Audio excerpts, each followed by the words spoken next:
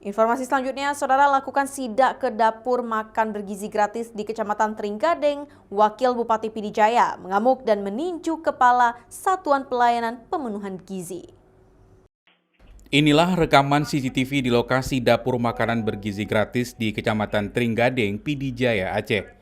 Dalam rekaman itu terlihat Wakil Bupati Pd Jaya Hasan Basri tiba di lokasi dapur MBG, berbincang dengan petugas SPPG dengan suasana penuh emosi. Kemudian tiba salah satu petugas yang merupakan kepala SPPG kecamatan setempat, dan Wakil Bupati langsung menghampirinya dan langsung meninju wajah korban. Aksi kekerasan itu terjadi pada Kamis pagi kemarin.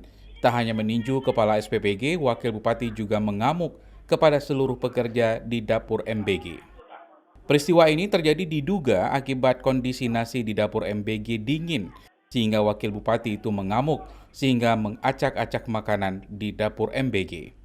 Akibat kejadian itu, Kepala SPPG juga sempat dilarikan ke puskesmas tempat untuk mendapatkan perawatan.